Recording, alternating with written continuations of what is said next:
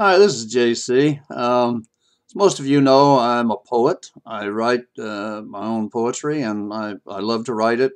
I enjoy reciting it, but I like the traditional poems too, commercial poems, you might say, mostly the older ones.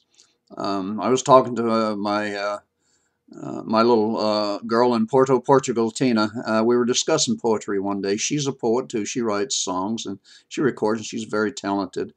And we were discussing different types of poems. And I mentioned that I had studied some English literature in junior high school many years before she was born, and that I really enjoyed these poems. Oddly enough, most of them that I like, or some of them that I like, are kind of sad.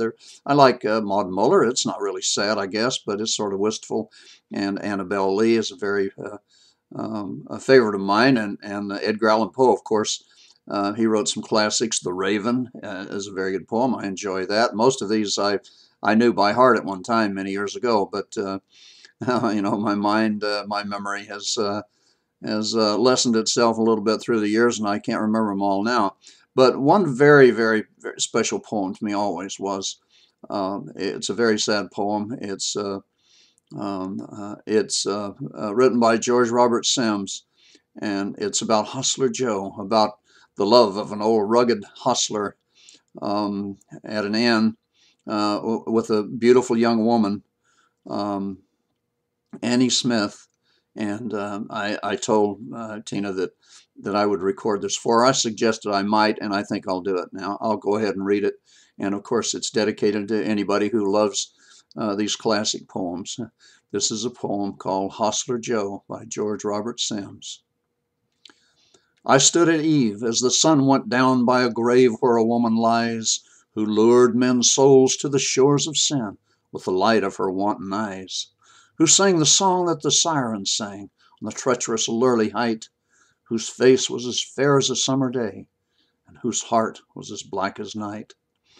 Yet a blossom I fain would pluck today from the garden above her dust, not the languorous lily of soulless sin, nor the blood-red rose of lust, but a pure white blossom of holy love that grew in the one green spot in the arid desert of Phryne's life, where all was parched and hot.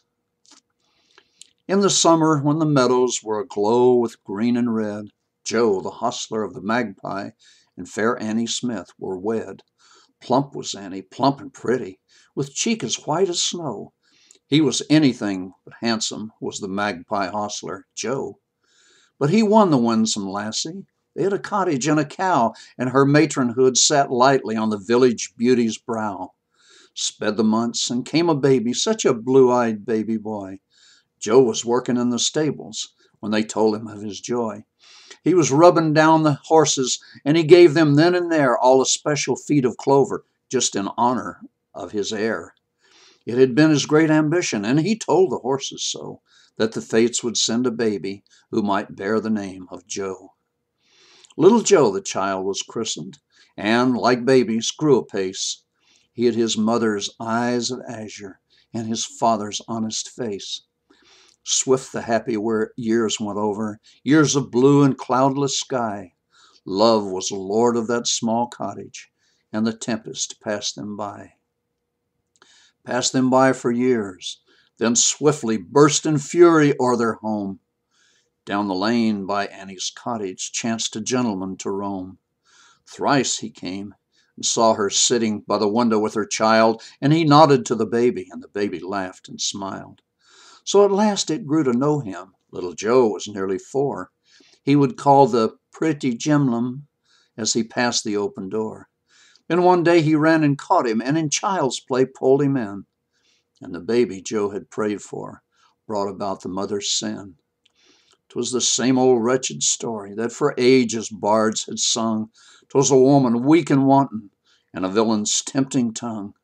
'Twas a picture deftly painted for a silly creature's eyes of the Babylonian wonders and the joy that in them lies.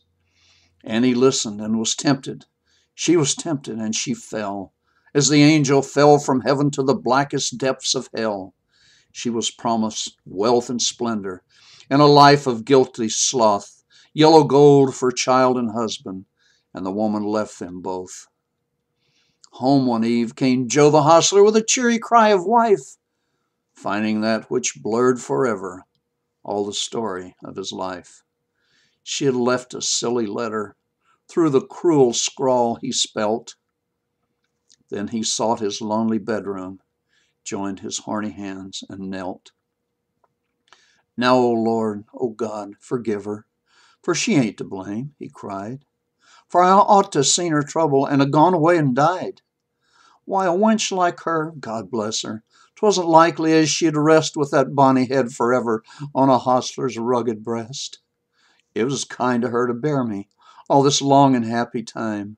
So for my sake, please to bless her, though you count her deed a crime. If so be I don't pray pauper, Lord, forgive me, for you see, I can talk all right to hosses, but I'm nervous like with thee. Narrow line came to the cottage from the woman who had flown. Joe, the baby, died that winter, and the man was left alone. Ne'er a bitter word he uttered, but in silence kissed the rod, saving what he told his horses, saving what he told his God. Far away in mighty London rose the woman into fame, for her beauty won men's homage, and she prospered in her shame. Quick from lord to lord she flitted, higher still each prize she won, and her rivals paled beside her as the stars beside the sun. Next she trod the stage half naked, and she dragged a temple down to the level of a market for the women of the town. And the kisses she had given to poor hostler Joe for naught, with their gold and priceless jewels, rich and titled roues, bought. Went the years with flying footsteps while her star was at its height. Then the darkness came on swiftly and the gloaming turned to night. Shattered strength and faded beauty tore the laurels from her brow. Of the thousands who had worshipped, never one came near her now. Broken down in health and fortune, men forgot her very name, till the news that she was dying woke the echoes of her fame. And the papers in their gossip mentioned how an actress lay sick to death in humble lodgings, growing weaker every day. One there was who read the story in a far-off country place, and that night the dying woman woke and looked upon his face. Once again the strong arms clasped her that had clasped her years ago, and the weary head lay pillowed on the breast of hostler Joe. All the past had he forgiven, all the sorrow and the shame. He had found her sick and lonely, and his wife he now could claim.